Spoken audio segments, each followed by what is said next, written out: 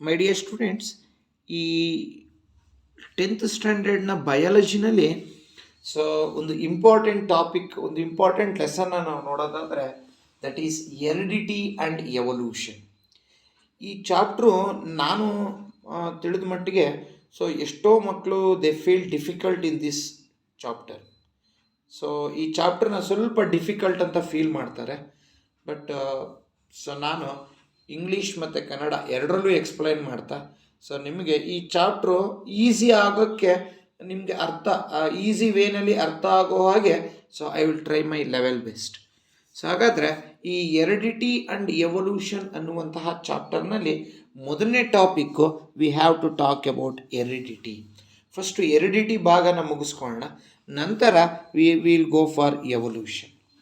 ಹಾಗಾದರೆ ಈ ಹೆರಿಡಿಟಿ ಅಂದರೆ ಏನು? What is the meaning of heredity? Heredity ಅಂದರೆ ಏನು? ಸೊ ನಾವು ಹೌ ಡು ಆರ್ಗ್ಯಾನಿಸಮ್ ರೀಪ್ರೊಡ್ಯೂಸ್ನಲ್ಲಿ we have used the word called inheritance ಅಂತ ವರ್ಡನ್ನು ಬಳಸಿರ್ತೀವಿ. ಏನು ಇನ್ಹೆರಿಟೆನ್ಸ್? ಇನ್ಹೆರಿಟೆನ್ಸ್ ಅಂದರೂ ಒಂದೇ, ಹೆರಿಡಿಟಿ ಅಂದರೂ ಒಂದೇ. ಹಾಗಾದರೆ ಏನು, what is meant by heredity? ನೋಡಿ, ಈಗ ನೀವು ಸುಮ್ಮನೆ ಈ ಮಾತುಗಳನ್ನು ಕೇಳಿರ್ತೀರ. ಸೊ ನೋಡಪ್ಪ, ಇವಳ ಮಗಳು ನೋಡೋದಕ್ಕೆ ಸೇಮ್ ಅವ್ರ ಅಪ್ಪನ ಥರನೇ ಇದ್ದಾಳೆ, ಮಗ ಸೇಮ್ ಅವರ ಅಮ್ಮನ ಥರನೇ ಇದ್ದಾನೆ, ಅಥವಾ ಮಗಳು ಸೇಮ್ ತಾಯಿ ಥರನೇ ಇದ್ದಾರೆ. ಸೊ ಅವರ ಮಗಳ ಮೂಗು ಸೇಮ್ ಅವ್ರ ತಂದೆ ಥರನೇ ಇದೆ, ಏರ್ ಕಲರ್ ಅವ್ರ ತಂದೆ ಥರನೇ ಇದೆ, ಹೈಟು ತಂದೆ ಥರನೇ, ಕಲರು ತಾಯಿ ಥರನೇ. ಇದೆಲ್ಲ ನಾವು ಕೇಳಿರ್ತೀವಿ. ಇದೆಲ್ಲ ಈ ಚಾಪ್ಟ್ರಲ್ಲಿ ನಾವು ಸ್ಟಡಿ ಮಾಡ್ತೀವಿ. ಹಾಗಾದರೆ ನಾನು ಹೇಳಿದಂತಹ ಏರ್ ಕಲರ್ ಇರ್ಬೋದು, ಶೇಪ್ ಆಫ್ ದ ನೋಸ್ ಇರ್ಬೋದು, ಅಥವಾ ಸ್ಕಿನ್ ಕಲರ್ ಇರ್ಬೋದು, ಹೈಟ್ ಇರ್ಬೋದು, these are all the characters and all these character will be transferred from parents to their child or from parents to their offspring. So ತಂದೆ ತಾಯಿಗಳಿಂದ ಈ ಒಂದು character ಮಕ್ಕಳಿಗೆ transfer ಆಗಿರುತ್ತೆ. So ಇದನ್ನೇ ನಾವು ಹೆರಿಡಿಟಿ ಅಥವಾ ಇನ್ಹೆರಿಟೆನ್ಸ್ ಅಂತ ಕರಿತೀವಿ. ಸೊ ಹಾಗಾದರೆ what is heredity or inheritance?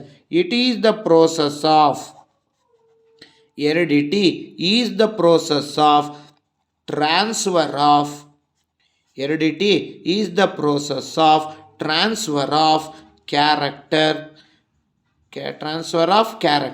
ನೋಡಿ, ಈ ಕ್ಯಾರೆಕ್ಟರ್ನ ನಾವು ಟ್ರೇಟ್ಸ್ ಅಂತ ಕರಿತೀವಿ. So character is also called as traits. So the process of transfer of character from parents to offspring. ತಂದೆ ತಾಯಿಗಳಿಂದ ಮಕ್ಕಳಿಗೆ ಕ್ಯಾರೆಕ್ಟರ್ ಟ್ರಾನ್ಸ್ಫರ್ ಆದರೆ ಕ್ಯಾರೆಕ್ಟರ್ನ ಏನಂತ ಕರಿಬೇಕು? ಟ್ರೇಟ್ಸ್ ಅಂತ ಕರಿಬೇಕು. ಸೊ ತಂದೆ ತಾಯಿಗಳಿಂದ ಕ್ಯಾರೆಕ್ಟರು, ಟ್ರೇಟ್ಸು ಆಫ್ಸ್ಪ್ರಿಂಗಿಗೆ ಟ್ರಾನ್ಸ್ಫರ್ ಆದರೆ that we call that process as heredity. Heredity is A process of transfer of character from parents to offspring. What is the other name of character? Traits. Offspring we can call it as progeny, or we can call it as child or children.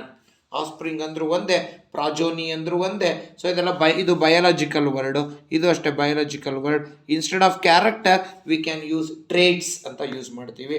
ಆಫ್ಸ್ಪ್ರಿಂಗ್ ಬಂದು ಪ್ರಾಜೋನಿ, or we call it as child or children. So this transfer of character from parents to offspring is called heredity. So heredity ಅಂತ ಕರಿತೀವಿ. Okay, ಈಗ next ನಾವು ತಿಳ್ಕೊಬೇಕಾಗಿರೋದು important. The next thing is that let us study about what are the types of traits. So types of traits ಅಂದರೆ ಯಾವುದು ಅಂತ ನೋಡೋಣ. There are 2 types of traits. One is called inherited traits and another one is called acquired traits. ಒಂದು inherited, ಇನ್ನೊಂದನ್ನ acquired traits ಅಂತ ಕರಿತೀವಿ. Yes, which are the 2 types of traits? One is inherited traits and another one is acquired traits. ಹಾಗಾದರೆ inherited traits ಅಂದರೆ ಏನು? ನೋಡಿ, inherited traits ಅಂದರೆ the individual will get the character from their parents, ಅಥವಾ ಆಫ್ಸ್ಪ್ರಿಂಗಿಗೆ ತನ್ನ ತಂದೆ ತಾಯಿಯಿಂದ ಕ್ಯಾರೆಕ್ಟರು ಟ್ರಾನ್ಸ್ಫರ್ ಆಗಿದ್ದರೆ ಬೈ ಬರ್ತ್. ನೋಡಿ, ಸೊ ಇದನ್ನು ಹೀಗೆ ಕರೆಯೋಣ. So what is meant by inherited traits? The traits from parents to offspring.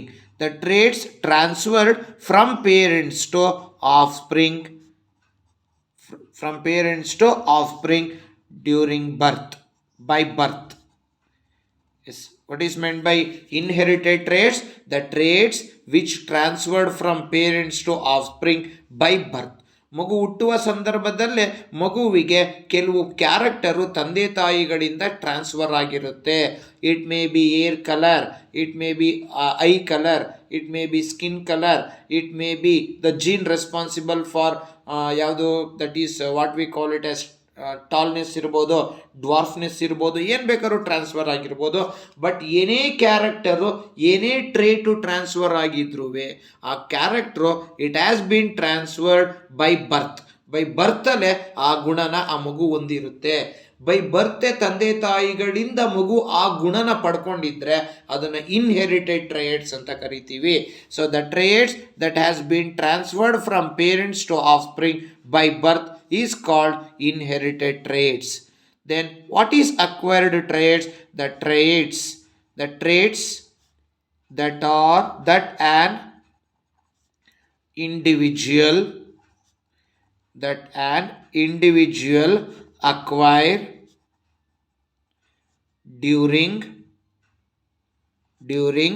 his lifetime. So ಹಾಗಾದರೆ ಏನು ಅಕ್ವೈರ್ಡ್ ಟ್ರೇಟ್ಸ್ ಅಂದರೆ, ಸುಮ್ಮನೆ ಒಂದು ಎಕ್ಸಾಂಪಲ್ನ ಹೇಳ್ತೀನಿ. ಸೊ ತಂದೆನೂ ಕೂಡ ದಡ್ಡನೆ, ತಾಯಿನೂ ದಡ್ಡಿ, ತಂದೆನೂ ದಡ್ಡ. ಆದರೆ ಆ ಮಗು ತಾನು ಲೈಫ್ ಟೈಮ್ನಲ್ಲಿ ತಾನು ಬೆಳೀತಾ ಈ ವಿಲ್ ಗೇನ್ ಮೋರ್ ನಾಲೆಡ್ಜ್. ಹಾಗಾದರೆ ನಾಲೆಡ್ಜ್ ಅನ್ನುವಂತಹ ಕ್ಯಾರೆಕ್ಟರು ತಂದೆಯಿಂದ ಆಗಲಿ ಅಥವಾ ತಾಯಿಯಿಂದ ಆಗಲಿ ಮಗುವಿಗೆ ಟ್ರಾನ್ಸ್ಫರ್ ಆಗಿಲ್ಲ. ಹಾಗಾದರೆ ಆ ಮಗುವಿನ ಒಂದು ಇಂಟ್ರೆಸ್ಟಿಂದ ಇರ್ಬೋದು, ಅಥವಾ ಮಗುವಿನ ಕಾನ್ಸಂಟ್ರೇಷನ್ ಹೆಚ್ಚಾಗಿರೋದ್ರಿಂದ ಇರ್ಬೋದು, ಅಥವಾ ಮಗು ಮಾಡಿದಂತಹ ಹಾರ್ಡ್ ವರ್ಕ್ ಇರ್ಬೋದು, ಅದರಿಂದ ಆ ಮಗು ಹೆಚ್ಚು ನಾಲೆಡ್ಜನ್ನು ಗೇನ್ ಮಾಡ್ಕೊಂತು. ಇದನ್ನ acquired traits. Acquired traits are the traits that are not get by ಬರ್ತಿಂದ ಬಂದಿಲ್ಲ ಇದು. ಹಾಗಾದರೆ ಹೇಗೆ ಬಂತು?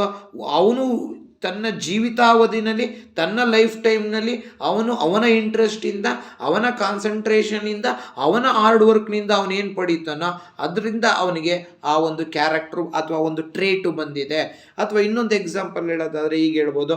ಸೊ ತಂದೆನೂ ಅವರ ವಂಶದಲ್ಲಿ ಯಾರೂ ಕೂಡ ಮ್ಯೂಸಿಷಿಯನ್ ಆಗಿರೋದಿಲ್ಲ, ಬಟ್ ಆ ಮಗು ಮ್ಯೂಸಿಷಿಯನ್ ಆಗಿರುತ್ತೆ. ಅಂದರೆ ಬೈ ಬರ್ತ್ ಆಗಿರೋದಿಲ್ಲ. ಸೊ ಅವರ ವಂಶದಲ್ಲೇ ಯಾರು ಮ್ಯೂಸಿಷಿಯನ್ ಅಥವಾ ಅವ್ರ ವಂಶದಲ್ಲೇ ಯಾರೂ ಸಿಂಗರ್ ಇಲ್ಲ, ಬಟ್ ಯಾರೋ ಒಬ್ಬ ಸಿಂಗರ್ ಆಗ್ತಾನೆ. ಹಾಗಾದ್ರೆ ಅವ್ನು ಸಿಂಗರ್ ಆಗ್ತಾ ಇದ್ದಾನೆ ಅಂದರೆ ಅವನ ಇಂಟ್ರೆಸ್ಟಿಂದ ಆಗಿದ್ದಾನೆ ಹೊರತು ಅದು ಬರ್ತಿಂದ ಅವನು ಸಿಂಗರ್ ಆಗಿಲ್ಲ. ಸೊ ಇಂತಹ ಕ್ಯಾರೆಕ್ಟರ್ನ ಅಥವಾ ಇಂತಹ ಟ್ರೇಟ್ಸನ್ನು ನಾವು acquired traits are the traits which on individual get during is life time. ಹಾಗಾದರೆ ಬರ್ತಿಂದ ಬಂದಿಲ್ಲ. ಬರ್ತಿಂದ ಬರುವ ಕ್ಯಾರೆಕ್ಟರ್ನ ಇನ್ಹೆರಿಟೆಡ್ ಅನ್ಬೇಕು. ಅವನ ಲೈಫ್ ಟೈಮ್ನಲ್ಲಿ ಅವನು ಗಳಿಸಿದಂತಹ ಕ್ಯಾರೆಕ್ಟರ್ನ ನೀವು ಅಕ್ವೈರ್ಡ್ ಟ್ರೇಟ್ಸ್ ಅಂತ ಕರಿಬೇಕು. So this is very important. Next ಇದಾದಮೇಲೆ ನೆಕ್ಸ್ಟಿಗೆ ಬರೋಣ. ಎರಡನೇ ಡಿಫ್ರೆನ್ಸು ನೋಡಿ, ಎಕ್ಸಾಮ್ನಲ್ಲಿ ಈ ಡಿಫ್ರೆನ್ಸನ್ನು 2 ಮಾರ್ಕ್ಸ್ಗೆ ಕೇಳುವಂತಹ ಚಾನ್ಸಸ್ಸು ಇರುತ್ತೆ. ಸೊ ನೀವು ಇದನ್ನು ನೋಡ್ಕೋಬೇಕು. ಇಲ್ಲಿ ಇಟ್ ವಿಲ್ ಇನ್ಕ್ಲೂಡ್ ಜೀನ್ಸ್. ಹಾಗಾದರೆ ಏನೇ ಕ್ಯಾರೆಕ್ಟರು ಟ್ರಾನ್ಸ್ಫರ್ ಆಗಿದ್ರೂ ಕೂಡ ಅದು ಯಾರ ಮೂಲಕ ಟ್ರಾನ್ಸ್ಫರ್ ಆಗಿದೆ? That is through jeans. ಮಗುಗೆ ಏನೇ ಗುಣಗಳು ಬಂದಿರ್ಬೋದು ತಂದೆ ತಾಯಿಯಿಂದ, ಅದೇನೇ ಬಂದಿದ್ರೂ ಕೂಡ ಅದು ಯಾರ ಮೂಲಕ ಬಂದಿದೆ? ಜೀನ್ಸ್ನ ಮೂಲಕ ಬಂದಿದೆ. ಹಾಗಾದರೆ inherited traits include jeans. But acquired traits it will not include genes. Acquired traits ಯಾವುದೇ ಕಾರಣಕ್ಕೂ it will not include jeans. So ಇಲ್ಲಿ ಜೀನ್ಗೆ ಯಾವುದೇ ಕೆಲಸ ಇಲ್ಲ. ಸೊ ಜೀನ್ನ ಮೂಲಕ ಅವನು ಸಿಂಗರ್ ಆಗಿಲ್ಲ, ಜೀನ್ನ ಮೂಲಕ ಅವನು ಮ್ಯೂಸಿಷಿಯನ್ ಆಗಿಲ್ಲ, ಜೀನ್ನ ಮೂಲಕ ಈ has not become A knowledgeable person. but he has become a singer, he has become a musician, he has become a knowledgeable person by his own interest, by his own concentration, by his own hard work that has been not transferred through genes. That is called acquired traits. So like this we have to know about that is inherited traits and acquired traits. ಆಯ್ತು. ಹಾಗಾದ್ರೆ ಈಗ ನಾವು ತಿಳ್ಕೊಬೇಕಾಗಿರೋದು very important. ಈಗ ನಾನು ಪದಗಳನ್ನು ಬಳಸ್ತಾ ಇದ್ದೀನಿ ಏನು, the character has been transferred from parents to offspring. So ಇದನ್ನ ನಾವು ನೋಡ್ತಾ ಇದೀವಿ. ಹಾಗಾದ್ರೆ ತಂದೆ ಯಾವ ಆಧಾರದ ಮೇಲೆ, on what basis the characters from the parents will be transferred to offspring. ತಂದೆ ತಾಯಿಗಳಿಂದ ಯಾವ ಬೇಸಿಸ್ ಮೇಲೆ ಮಕ್ಕಳಿಗೆ ಕ್ಯಾರೆಕ್ಟರು ಟ್ರಾನ್ಸ್ಫರ್ ಆಗುತ್ತೆ, ಇದನ್ನ ತಿಳ್ಕೋಬೇಕು ಅಂದ್ರೆ ನಾವು the only one person who gave all the information about the heredity is none other than Gregor Mendel, Johann Gregor Mendel. So Mendel ಅವರು ಸೊ ನಮ್ಗೇನೇನು ಈಗ ನಾವು ಹೇಳ್ತಾ ಇದೀವಿ the parents, the character will be transferred from parents to offspring through genes ಅಂತ ಹೇಳ್ತಾ ಇದ್ದೀವಿ. ಹಾಗಾದ್ರೆ ಹೇಗೆ, ಯಾವ ಆಧಾರದ ಮೇಲೆ ಕ್ಯಾರೆಕ್ಟರ್ ಟ್ರಾನ್ಸ್ಫರ್ ಆಗುತ್ತೆ, ಇದನ್ನೆಲ್ಲ ನಾವು ತಿಳ್ಕೋಬೇಕು ಅಂದ್ರೆ so we only one person who gave all the information about such things is none other than Gregor Mendel.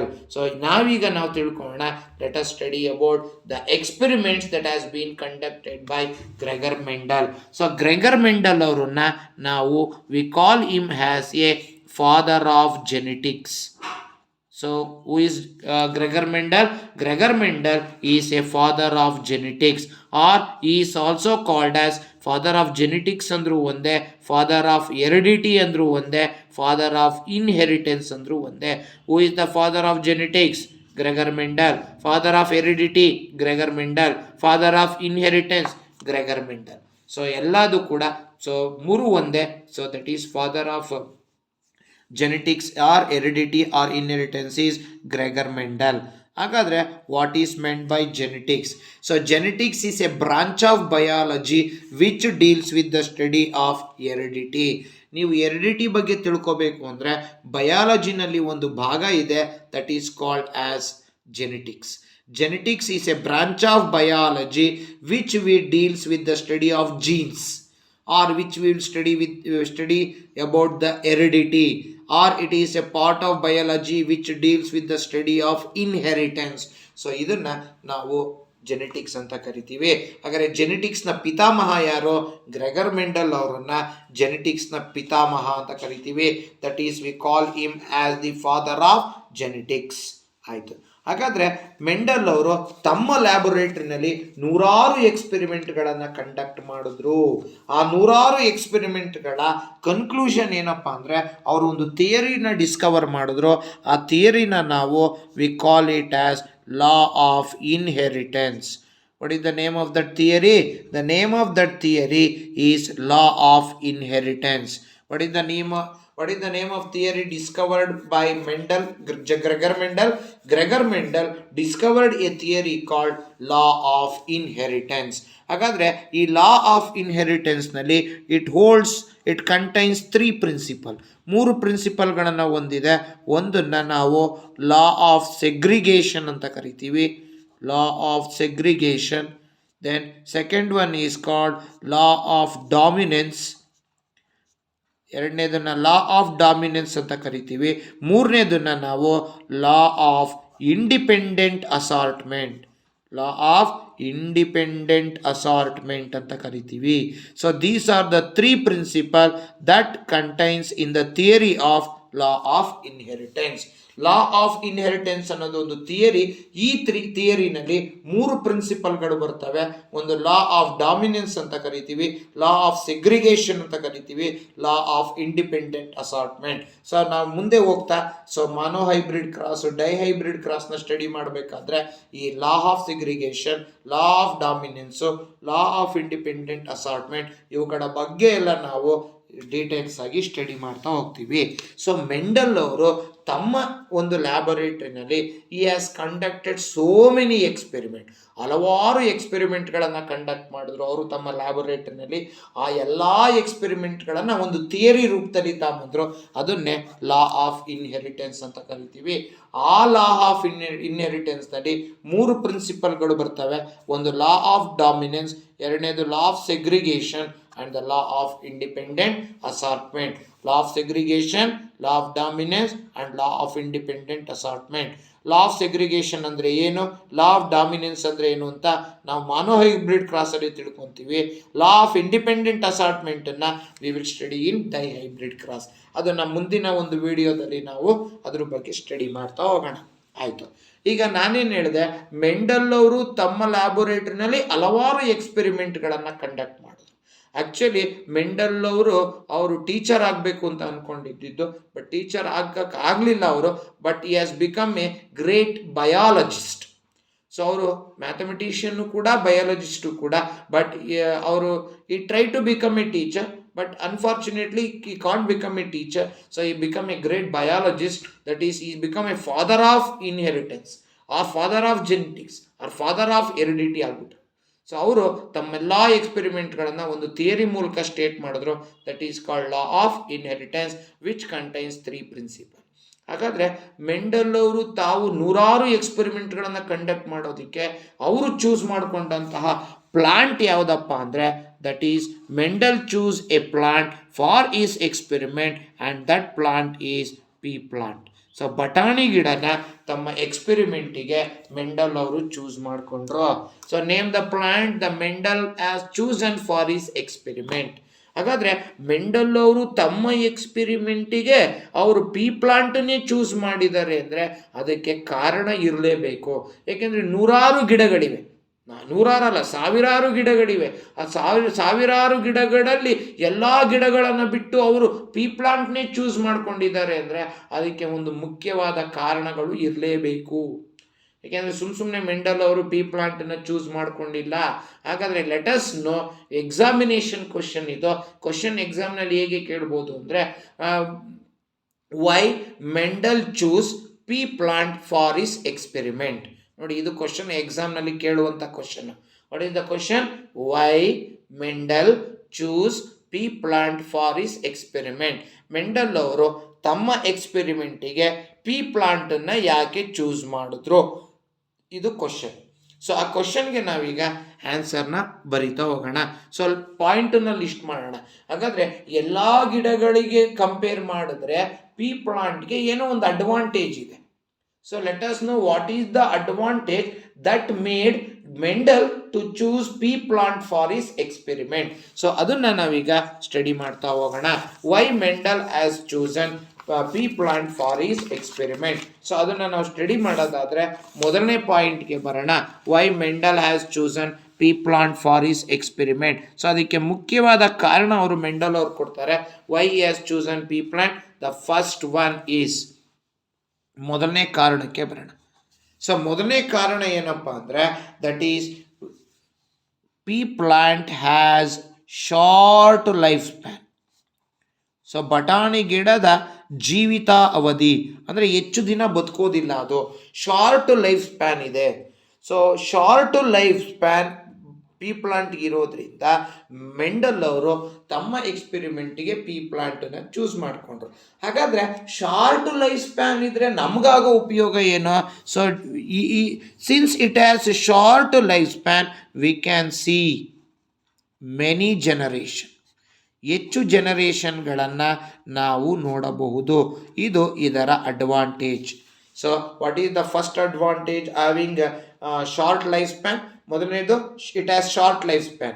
ಯಾಕಂದರೆ ಶಾರ್ಟ್ ಲೈಫ್ ಸ್ಪ್ಯಾನ್ ಇದ್ದರೆ ನಮಗೇನು ಉಪಯೋಗ? We can see many generation, ಹೆಚ್ಚು ಜನರೇಷನ್ಗಳನ್ನು ನಾವು ಪೀ ಪ್ಲಾಂಟಲ್ಲಿ ನೋಡಬಹುದು. ಇದು ಮೊದಲನೇದು. Coming to the second one, ಎರಡನೇದಕ್ಕೆ ಬರೋಣ.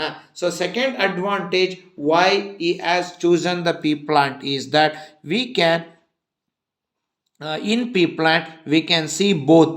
So pea plant can undergo both cross pollination as well as self pollination. So pea plant cross pollination ಉಂಟು ಮಾಡ್ಕೊಳುತ್ತೆ. So it undergoes cross pollination as well as self pollination. So cross pollination, self ಪಾಲಿನೇಷನ್ನ ನಾವು how do organism ರೀಪ್ರೊಡ್ಯೂಸ್ನಲ್ಲಿ study ಮಾಡಿದ್ದೀವಿ. So cross pollination ಅಂದ್ರೇನು? The transfer of pollen grain from anther of one flower to the stigma of another flower. That is cross pollination. The transfer of pollen grains from anther to the stigma of the same flower is called self pollination. ಹಾಗಾದ್ರೆ Mendel ಅವರು pea ಪ್ಲಾಂಟ್ನ choose ಮಾಡಿಕೊಂಡ್ರು because pea plants can undergo both cross pollination as well as self pollination. ಇದು ಎರಡನೇ advantage. ಮೂರನೇ ಅಡ್ವಾಂಟೇಜಿಗೆ ಬರೋಣ. So pea plant it is easy to grow. So pea ಪ್ಲಾಂಟನ್ನು ಬೆಳೆಯೋದು ತುಂಬ easy. So pea plant can be grown both in open land as well as in pot. So ಒಂದು ಪಾಟಲ್ಲೂ ಬೆಳಿಬೋದು, ಓಪನ್ ಲ್ಯಾಂಡಲ್ಲೂ ಬೆಳಿಬೋದು. ಇದೆ ಇದರ ಮೂರನೇ advantage. Y Mendel has chosen P plant for his experiment. ಇನ್ನು ನಾಲ್ಕನೇದಕ್ಕೆ ಬರೋಣ. So that is P plant will gives us large number of seeds. So pea plant will gives us large number of seeds. So ಹೆಚ್ಚು ಬಟಾಣಿಗಳನ್ನು ಈ P plant ಕೊಡುತ್ತೆ. So number of seeds will be large and hence Mendel chosen P plant for his experiment. ಆಯಿತು. ಇನ್ನು ನಾಲ್ಕನೇದು ಮತ್ತು ಕೊನೆಯದಾಗಿ ಬರೋಣ. So last ಮತ್ತು ಐದನೇದಕ್ಕೆ ಬರೋಣ. ಸೊ ಐದನೇ ಅಡ್ವಾಂಟೇಜ್ ಏನಪ್ಪ ಅಂದರೆ, so pea plant has 7 contrasting characters. Contrasting ಅಂದರೆ ಅಪೋಸಿಟ್ ಅಂತ. So pea plant has 7 contrasting character. So pea ಪ್ಲಾಂಟ್ಗೆ 7 ಕಾಂಟ್ರಾಸ್ಟಿಂಗ್ ಕ್ಯಾರೆಕ್ಟರು ಇದೆ. ಹಾಗಾದರೆ ಆ 7 ಕಾಂಟ್ರಾಸ್ಟಿಂಗ್ ಕ್ಯಾರೆಕ್ಟರು ಯಾವ್ಯಾವುದು ಅನ್ನೋದನ್ನು ಲಿಸ್ಟ್ ಮಾಡ್ತಾ ಹೋಗೋಣ.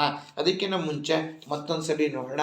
Y Mendel choose pea plant for experiment? Because pea plant has short life span. So we can see many generation. Pea plant undergoes cross pollination as well as self pollination. So it is very easy to grow pea plant in both open land as well as in pot.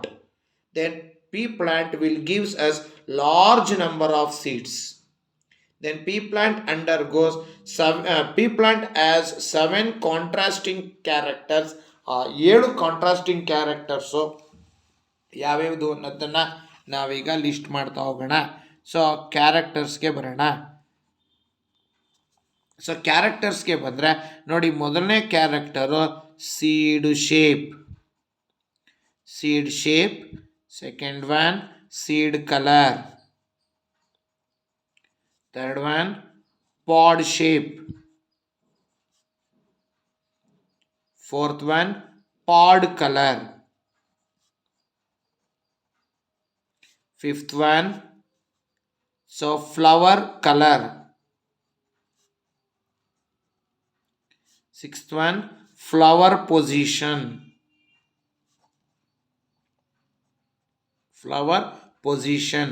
Seventh one, that is the last character, that is height of a plant.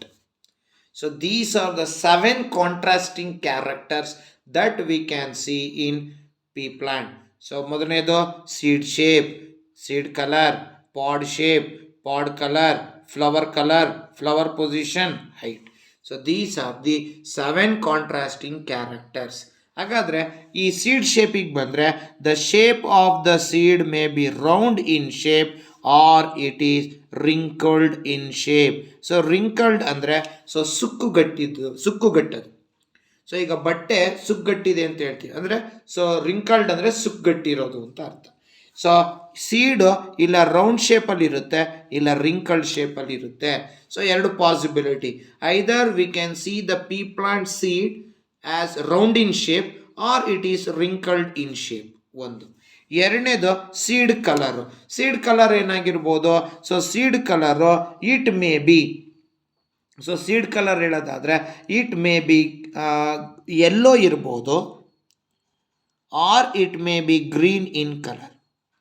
What is the colour of the seed? May be the seed colour may be yellow in colour or it is green in colour. Next pod ಅಂದರೆ ಸಿಪ್ಪೆ. So ಪಾಡ್ ಏನಾಗಿರ್ಬೋದು, ಬಟಾಣಿ ಗಿಡದ ಸಿಪ್ಪೆ ಏನಾಗಿರ್ಬೋದು, so ಬಟಾಣಿಯ ಸಿಪ್ಪೆ. So pod colour ಹೇಳೋದಾದ್ರೆ, so pod colour may be ಏನಾಗಿರ್ಬೋದು, it may be green, it may be green or it may be yellow. So pod color may be green or pod color may be yellow. So next ನಾಲ್ಕನೇದಕ್ಕೆ ಬರೋಣ, ಅದು pod shape. So pod shape ಏನಾಗಿರ್ಬೋದು, pod shape ಇಲ್ಲ inflated ಆಗಿರುತ್ತೆ, so ಇಲ್ಲ ಅಂದರೆ constricted ಆಗಿರುತ್ತೆ. Inflated or constricted. ನೋಡಿ, ಇನ್ಫ್ಲೇಟೆಡ್ ಅಂದರೆ ಹೀಗಿರುತ್ತೆ, ಇದರೊಳಗಡೆ ಬಟಾಣಿ ಹಿಂಗಿರುತ್ತೆ. ಇಲ್ಲ ಕನ್ಸ್ಟ್ರಿಕ್ಟೆಡ್ ಅಂದರೆ ಹೀಗಿರುತ್ತೆ. ನೀವು ಇದನ್ನು ನೋಡ್ರಿ, ತೊಗರಿ ಕಾಳು ನೋಡಿದ್ದೀರಲ್ವ, ಈ ಥರ. ಸೊ ಇಲ್ಲಿ ಈ ಥರ ಇರುತ್ತೆ. ಸೊ ಇದನ್ನು ನಾವು ಇನ್ಫ್ಲೇಟೆಡ್ ಶೇಪ್ ಅಂತ ಕರಿತೀವಿ, ಇದನ್ನು ಕನ್ಸ್ಟ್ರಿಕ್ಟೆಡ್ ಶೇಪ್ ಅಂತ ಕರಿತೀವಿ. ಸೊ ಒಂದು ಇನ್ಫ್ಲೇಟೆಡ್ ಆಗಿರುತ್ತೆ, ಇಲ್ಲ ಕನ್ಸ್ಟ್ರಿಕ್ಟೆಡ್ ಆಗಿರುತ್ತೆ. So the pod may be inflated or the pod may be constricted. ಇದು ಪಾಡ್ನ ಶೇಪು. ಇನ್ನು ಫ್ಲವರ್ನ ಕಲರಿಗೆ ಬಂದರೆ, the colour of the flower ಇಲ್ಲ ವೈಲೆಟ್ ಕಲರ್ ಇರುತ್ತೆ, ಇಲ್ಲ ವೈಟ್ ಕಲರ್ ಇರುತ್ತೆ. The colour of the flower may be violet in colour or it is white in colour. ಇನ್ನು ನೆಕ್ಸ್ಟು ಫ್ಲವರ್ನ ಪೊಸಿಷನ್ನಿಗೆ ಬರೋಣ. ನೋಡಿ, ಇದು ಫ್ಲವರ್ ಅಂತ ತಗೊಂಡ್ರೆ, ಸೊ ಈ ಒಂದು ಆಕ್ಸಿಯಲ್ ಪೊಸಿಷನ್ನು, ಇಲ್ಲ ಅಂದರೆ terminal position. So axial position ಅಂದ್ರೇನೋ, ಸೊ ಇಲ್ಲಿ ಸೊ ಹೂವನ್ನು ಬಿಡೋದು ಹೀಗೆ, ಅಥವಾ ಹೀಗೆ ಇಲ್ಲಿ ಹೂವನ್ನು ಬಿಡೋದು, ಅಥವಾ ಇಲ್ಲಿ ಹೂವು ಬಿಡೋದು. ಅಂದರೆ ಸೈಡ್ ಬೈ ಸೈಡು ಹೂವು ಬಿಟ್ಟರೆ ಹೀಗೆ, ಇದನ್ನು ಆಕ್ಸಿಯಲ್ ಅಂತ ಕರಿತೀವಿ. ಟಿಪ್ ಆಫ್ ದ ಸ್ಟೆಮ್ನ ಟಿಪ್ನಲ್ಲಿ ಹೂವು ಬಿಟ್ಟರೆ ಅದನ್ನು ಟರ್ಮಿನಲ್ ಅಂತ ಕರಿತೀವಿ. ಹಾಗಾದರೆ ಫ್ಲವರ್ ಪೊಸಿಷನ್ನು ಇಲ್ಲ ಆಕ್ಸಿಯಲ್ ಆಗಿರುತ್ತೆ, ಇಲ್ಲ ಟರ್ಮಿನಲ್ ಆಗಿರುತ್ತೆ.